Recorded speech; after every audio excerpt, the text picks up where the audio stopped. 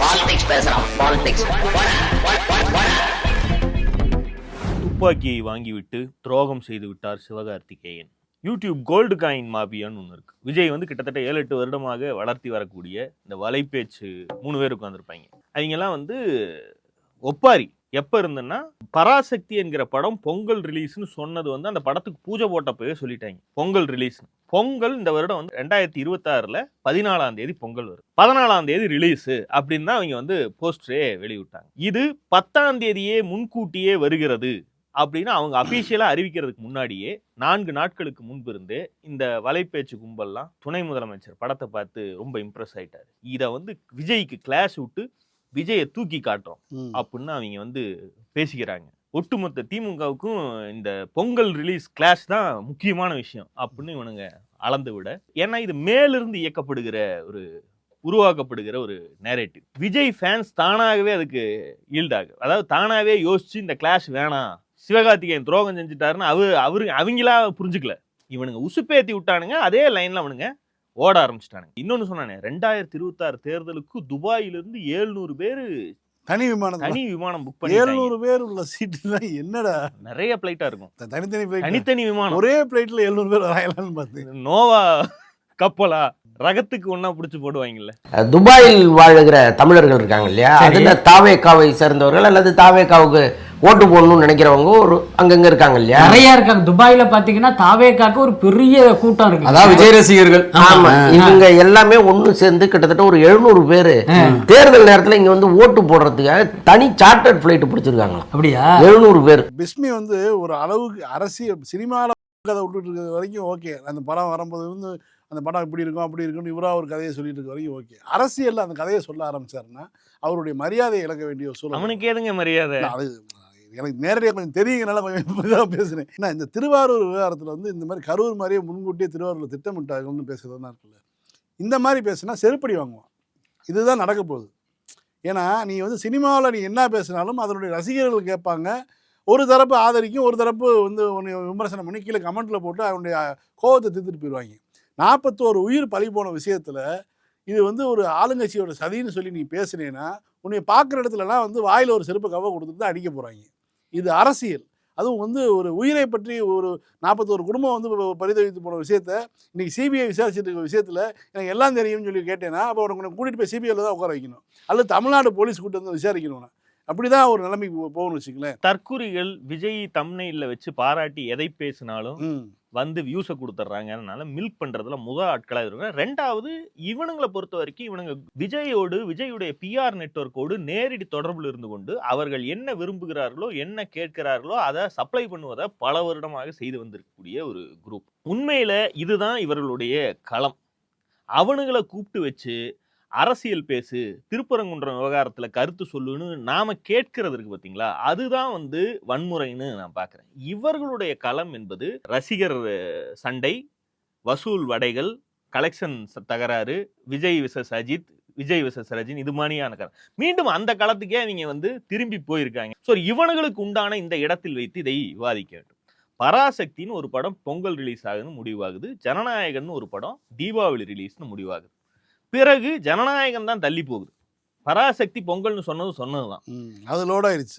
கரூர் கொலை பண்ணி தலைமறைவாக இருந்த காலகட்டத்தில் எந்த வேலையும் செய்யாம உடனடியா படத்துடைய ஆடியோ லான்ச், ஃபர்ஸ்ட் சிங்கிள் இதெல்லாம் விட்டா, ஏன்டா 41 பேரை கொண்டு விட்டு உனக்கு பிளாஸ்ட் அப்படின்னு செருப்பு கட்டி அடிப்பாங்கிறனால எல்லாமே ஒவ்வொரு மாசம் 2 மாசம் தள்ளி போச்சு.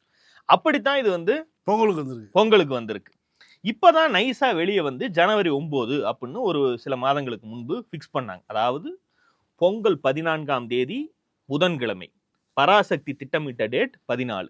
அதற்கு முந்தைய வெள்ளி 9ஆம் தேதி பிக்ஸ் பண்றாங்க ஜனநாயகனை. இடையில் இருப்பது 5 நாட்கள்.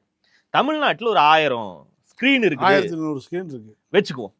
எல்லாத்துலயும் இந்த 5 நாள் விஜய் படம் போட்டுட்டு இதில் இருக்கக்கூடியதுல 40% 45% ஸ்கிரீனை 400 to 450 திரையரங்குகளில் பராசக்தியை 14ஆம் தேதி மாற்றலாம் அப்படிங்கறதான் இதற்கு முன்பு ரெண்டுமே 5 நாள் கேப்ல வருதுங்கிற வரைக்கும் இருந்த லாஜிக். இந்த 5 நாள் போட்டுட்டு அதுல கலெக்ஷன் பார்த்துட்டு, விஜய் படத்தை கலெக்ஷன் பார்த்துட்டு அதனுடைய கூட்டம் குறையறப்ப பராசக்திக்கு மாத்திக்கிறது அப்படிங்கிற இந்த அக்ரிமெண்ட்டுக்கு ஜனநாயகம் தரப்பு விநியோகஸ்தர்கள் தரப்பு வந்து ஒத்துக்கல. எங்க படத்தை போட்டீங்கன்னா நீங்க அந்த படத்தை தான் ஒரு 2-3 வாரத்துக்கு படம் தியேட்டர்ல இருந்து போற வரைக்கும் ஓட்டணும். தேட்டரை குறைக்க கூடாது.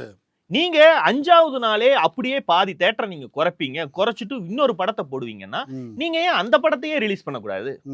எங்க கிட்ட எதுக்கு வந்து அதனுடைய 5 நாட்கான விநியோகஸ்த உரிமையை கேட்கிறீர்கள் அப்படின்னு அவங்க தான் தடை போடுகிறார். போட்டா 2 வாரமும் ஓட்டுற மாதிரி ஓட்டுங்க, இல்லாட்டினா வாங்காதீங்க அப்படின்னு அவர்கள் சொல்லும் போது பராசக்தி விநியோகஸ்தர்கள், பராசக்தி தயாரிப்பு நிறுவனத்துக்கு திரையரங்கு உரிமையாளர்கள் வைக்கக்கூடிய டிமாண்ட், இந்த 5 நாட்கள் நாங்க எப்படி படம் இல்லாம பக்கத்து தியேட்டர்ல ஜெகஜோதியா விஜய் படம் ஓடிக்கிட்டு இருக்கோம், நாங்க படம் இல்லாமல் எப்படி இருப்பது? ஒன்று நீங்களும் 9ஆம் தேதியே ரிலீஸ் பண்ணுங்க, அவங்களுக்கு எத்த பாதி தியேட்டர் உங்களுக்கு பாதி தியேட்டர் கிடைக்கும். இப்ப இன்னொன்னு என்னன்னா, நமக்கு பார்ப்பதற்கு யார் பெரிய நடிகர், யாருக்கு அதிக ஃபுட்பால் வருது, யாருக்கு அதிக கலெக்ஷன் வருதுன்னா ஒரு பக்கம், இந்த தியேட்டர் எக்ஸிபிட்டர்களுடைய திரையரங்கு உரிமையாளர்களுடைய பார்வை, விநியோகஸ்தர்கள் பார்வையில் இன்னொரு விஷயம் இருக்கு. விஜயுடைய படத்துக்கான லாப விகிதம் முதல் ஒரு வாரத்துக்கு என்ன? 80-20. 80 விஜய் அல்லது விஜயுடைய பினாமி தயாரிப்பு நிறுவனத்துக்கு போகுதுன்னா 20% அல்லது 30% தியேட்டருக்கு வர மாதிரி இருக்கும்.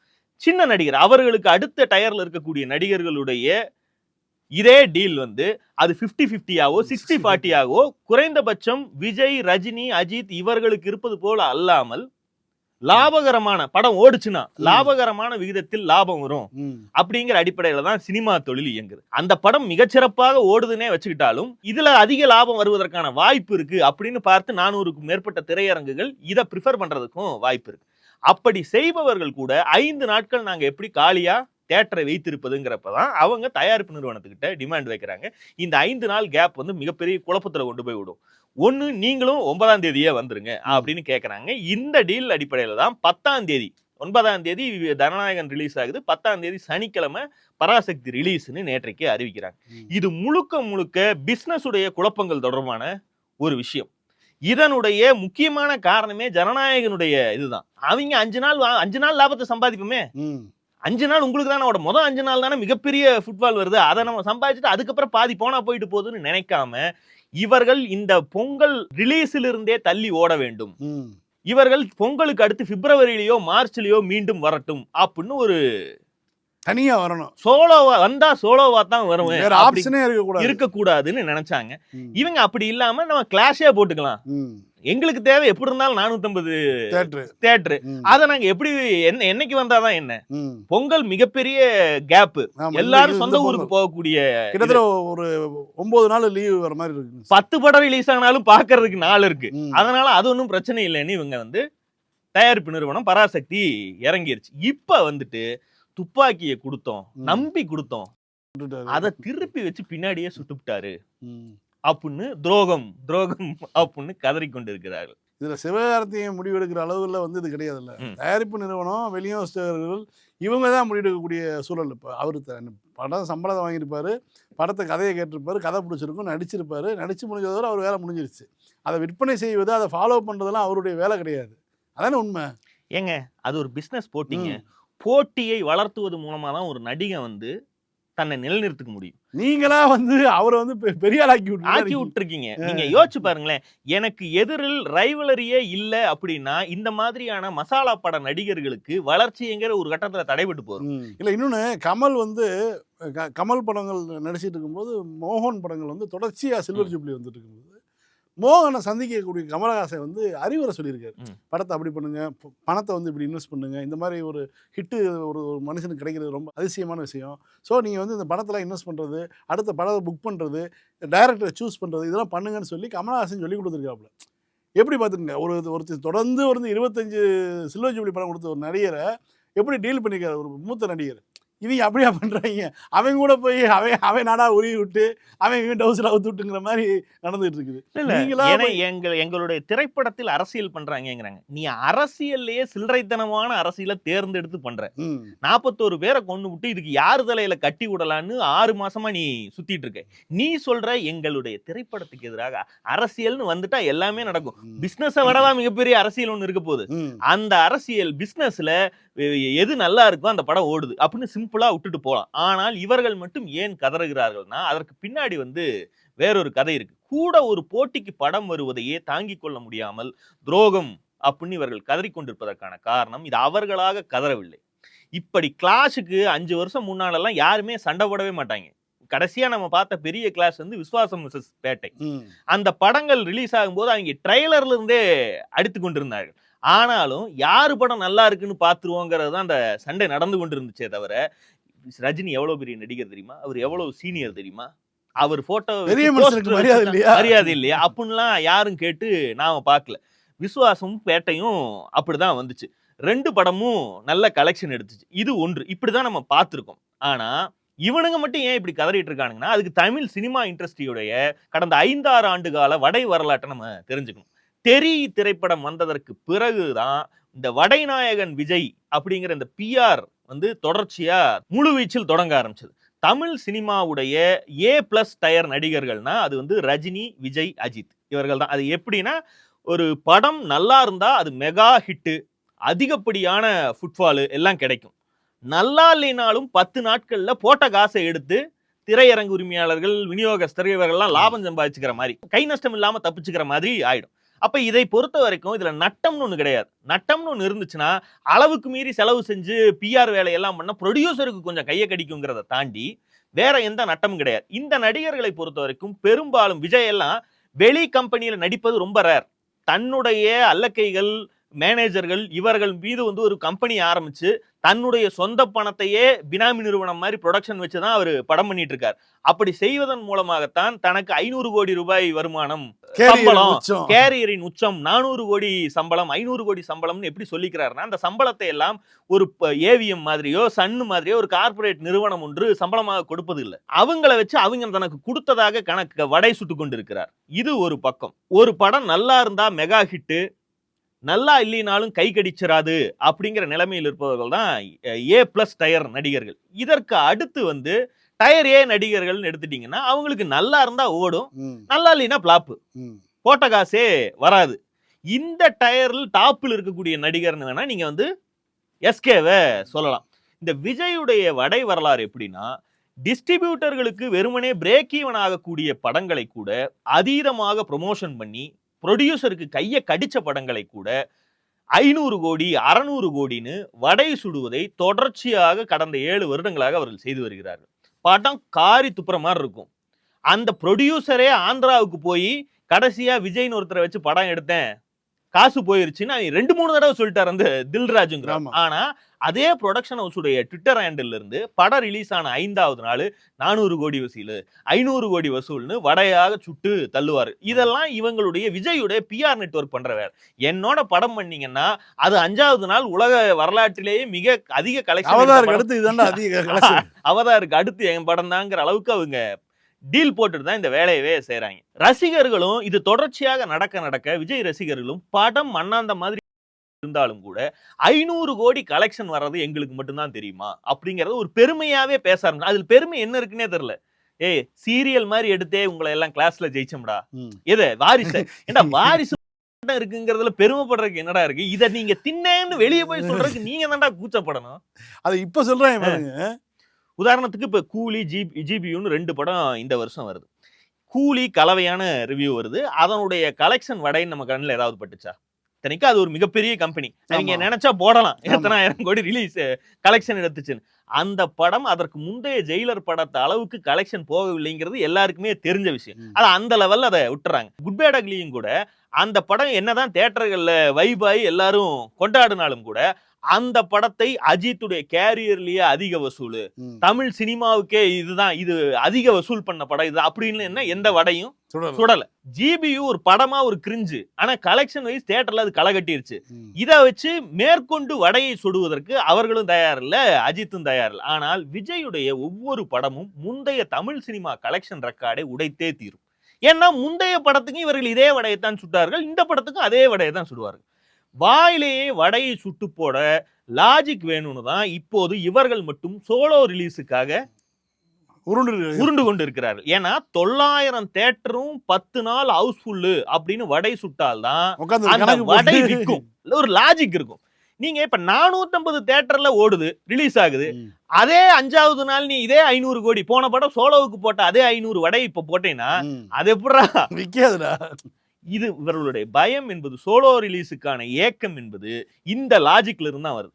ரிலீஸே 500 தியேட்டர்ல தான் இருக்கு, அது எப்படி 1000 தியேட்டர்ல ஆன கலெக்ஷன் இப்ப எடுத்துட்டீங்க, ஒவ்வொரு டிக்கெட் என்ன 240 ரூபாய்க்கு விற்கிறீங்க அப்படின்னு ஒரு கேள்வி வரும். அடிப்படையில இன்னொன்னு, ஊழலை ஒழிக்கிறதுக்கு அரசியலுக்கு வர்றேன்னு மேடையா ஏறி பேசிட்டு தியேட்டர் ரேட்டை விட பல மடங்கு அதிகம் வச்சு, அது வந்து முன்னெல்லாம் தியேட்டர் வாசலில் நிற்கிற ஏழப்பட்டவர்களுடைய காசை சுரண்டுவாங்க. இப்ப அது அந்த விதத்துல ஒரு விதத்துல பாராட்டலாம். இப்ப எல்லாம் கார்பரேட் புக்கிங்னு இருக்கப்பட்டவன் பாக்கெட்ட அவனெல்லாம் சுரண்டுனா தப்பே இல்லைங்கிற ரேஞ்சில் 3000 என்ன 5000 கொடுத்தாலும் சொன்னாலும் கூட வாங்குவதற்கு தயாராக இருப்பவர்களை சுரண்டி இது பண்ற இப்படியான வடைநாயகன் இமேஜ் கடைசி படத்துல அம்பலப்பட்டு போய்விடக் கூடாது அப்படின்னு தான் வந்தா சோலோவா தான் வருவேன் அப்படின்னு இப்படி ஒப்பாரி வச்சுட்டு இருக்காங்க.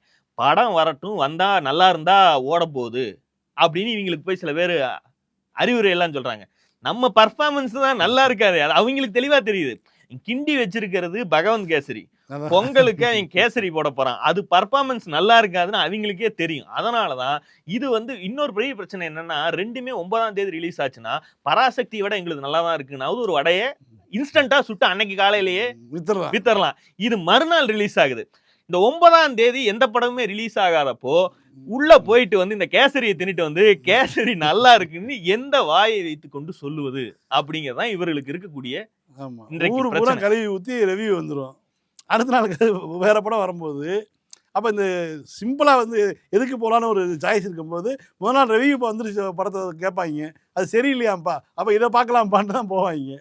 அந்த பயம்தான் இவங்களுக்கு. திருப்பூர் சுப்பிரமணியம், இந்த தொழிலுக்குள்ள இருக்கக்கூடிய தனஞ்சயன் போன்றவர்கள்லாம் இதுக்குள்ள என்ன இஷ்யூ நடக்குது, எதனால இந்த இடப்பட்ட 5 நாள் கேப் இல்லாமல் ரிலீஸ் பண்ணணும்னு தயாரிப்பு நிறுவனங்கள் முடிவு பண்ணதெல்லாம் சொன்னாலும் அதை பற்றிலாம் அவளுக்கு கவலை இல்லை. அவனுங்க விஜயுடைய தாவேக்க தொண்டர்கள் வெளிப்படையாகவே சொல்றாங்க, இந்த கிளாஸை வந்து நம்ம சிவகார்த்திகேயனுக்கு எதிராகவோ சினிமாவுக்கு எதிராகவோ கொண்டு போகக்கூடாது, இது நமக்கு ஒரு நல்ல சான்ஸ், இது அத்தனைக்கும் காரணம் திமுக தான் அரசியல் பண்ணி அந்த அரசியல்ல இருந்து நம்ம வந்து சக்சீட் ஆகி வரணும்டா, லூசு மாதிரி ஏன்டா சிவகார்த்திகேயன் போய் கடிக்கிறீங்க 2 பேர் சொல்றான். அவனுங்க வந்து அதெல்லாம் மறைச்சு ஒழிச்செல்லாம் செய்யறது இல்லை. எது கிடைச்சாலும் இன்னைக்கெல்லாம் பாருங்க, இந்த அஜிதா ஆக்னஸ்னு ஒரு தூத்துக்குடியில ஒரு லேடி இருக்காங்க, அவங்களுக்கு பொறுப்பு தரேன்னு சொல்லி ஏமாத்தி வச்சிருக்கான் போல இருக்காங்க புசி ஆனந்த். இப்ப பொறுப்பு இன்னைக்கு வந்து அந்த மாவட்டத்துக்கும் திருச்சி மாவட்டத்துக்கு மட்டும் போடுவதாக தகவல். காலையில விஜய் வந்து பனையூர் பங்களாவில இருந்து கிளம்பி பக்கத்து தெருவில் இருக்க ஆபீஸுக்கு வர்றதா கணக்கு. இவங்க தூத்துக்குடியில இருந்து ஆதரவாளர்களோட வந்து கூஞ்சிட்டாங்க.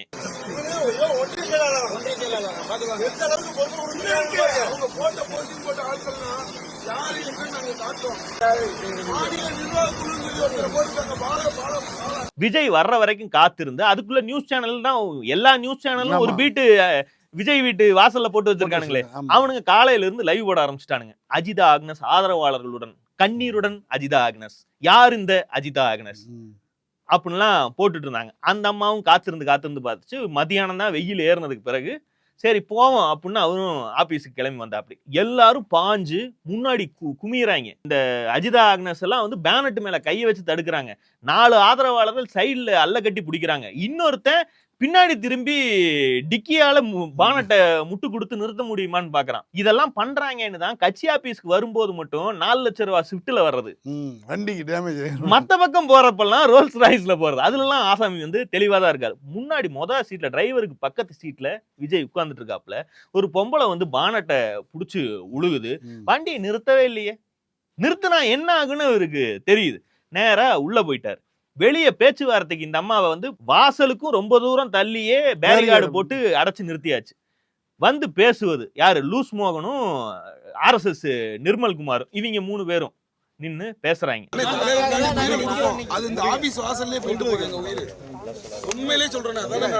போற உசுறு கட்சி ஆபீஸ் வாசல்லையே போட்டும் அப்படின்னு அஜிதாவுடைய ஆதரவாளர் ஒருத்தர் சொல்றாரு. இவர் மீடியா பாக்குறாங்க, வேற ஏதாவது அப்ப மீடியா பாக்குறாங்கன்னா உள்ள போய் பேசணும், அதான லாஜிக்கு.